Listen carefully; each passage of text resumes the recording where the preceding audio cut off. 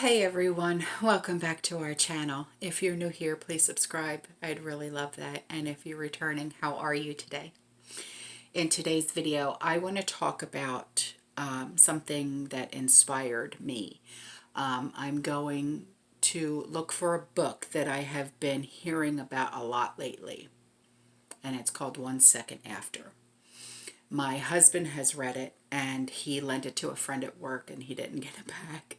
But I've heard that there's like three books in this series and I really want to read it.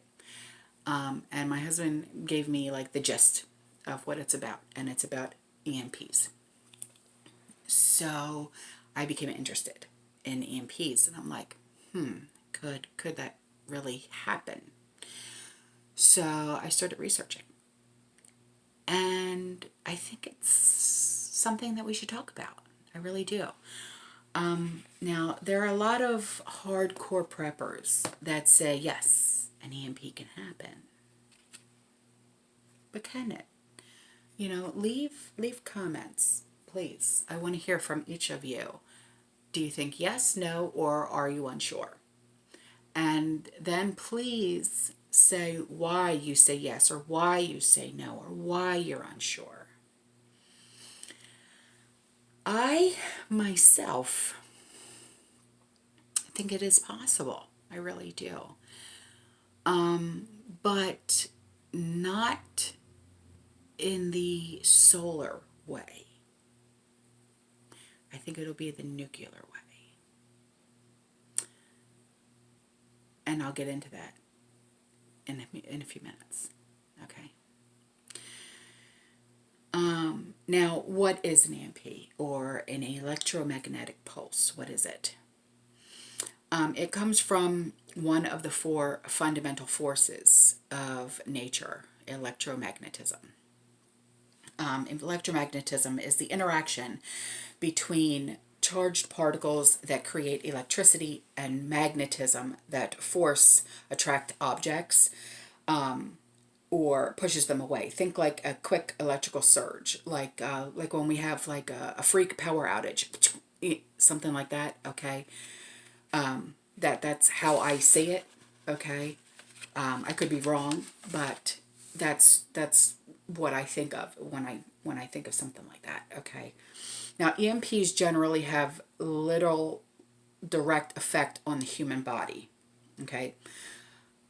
But recent research is showing that certain types of EMP exposure cause issues with the nervous system and sometimes with the brain.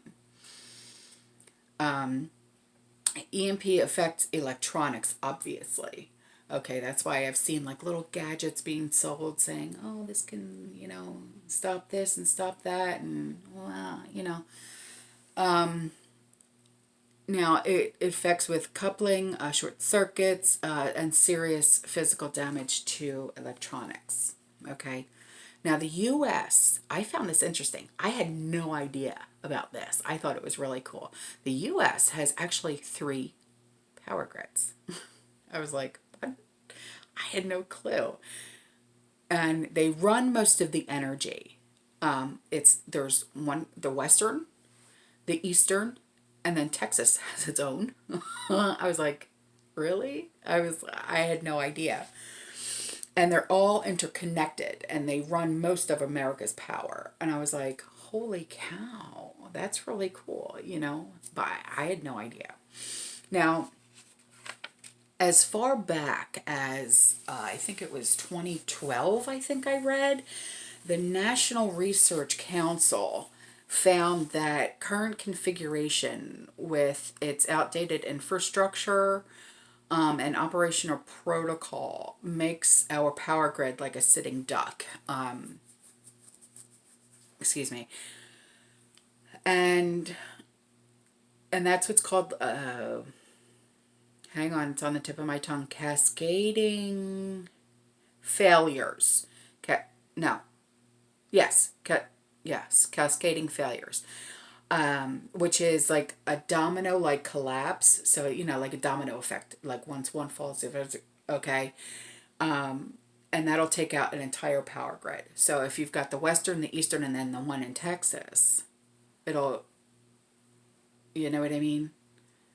I don't know how to explain it. Like I've seen like a video, I swear I saw a video, like if there was ever a power grid failure and they said that you'll just automatically just see all the lights go across the US just go out all, not all at once. It'll look like a blanket was just laid over the US.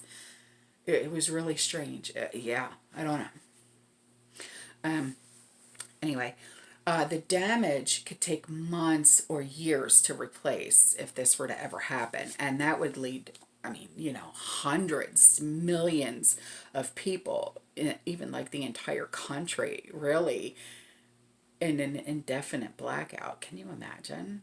I mean, a lot of people wouldn't even know what to do with themselves. Think about it. I mean, I don't know. Maybe it's just me. It would be like we were living back in the pioneer days. I mean, I know people who wouldn't even know what to do with themselves because they don't have their cell phone. You know what I mean?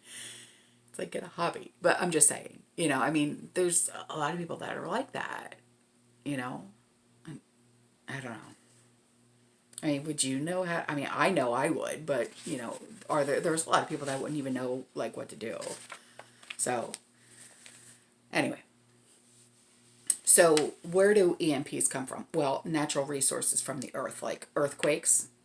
Yeah, I didn't know this. Volcanoes, and lightning.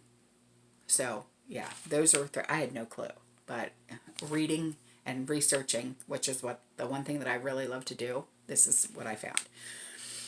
But the ones that we really have to worry about, like I said before, is solar and nuclear. Yeah. Now, let's talk about nuclear versus solar. Like, which would be the worst?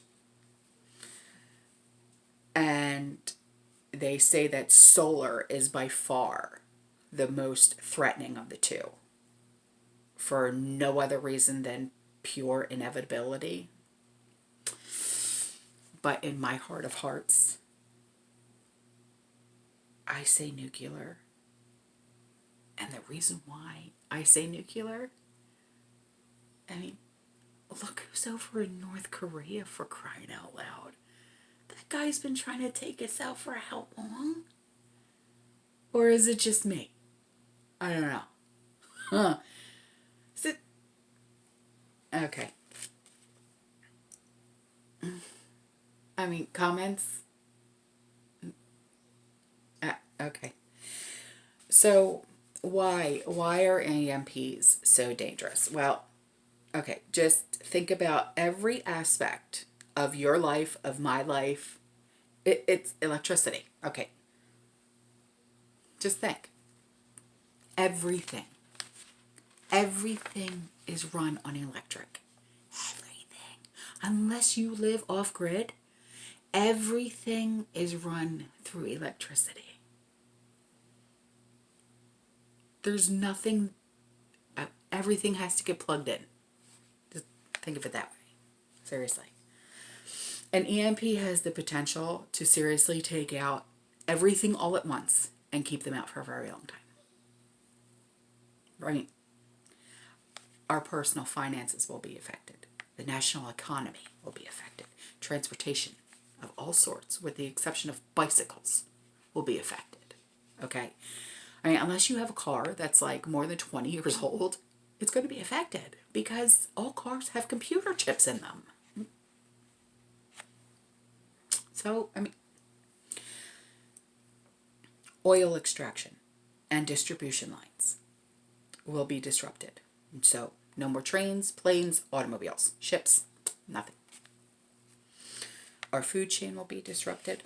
Water, communication network failure. Life, as we know it,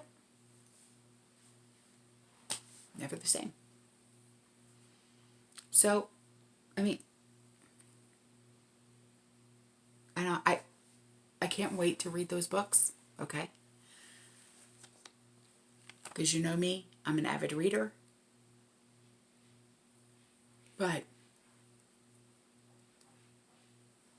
I mean, come on. All right. That's all for this video. I love you.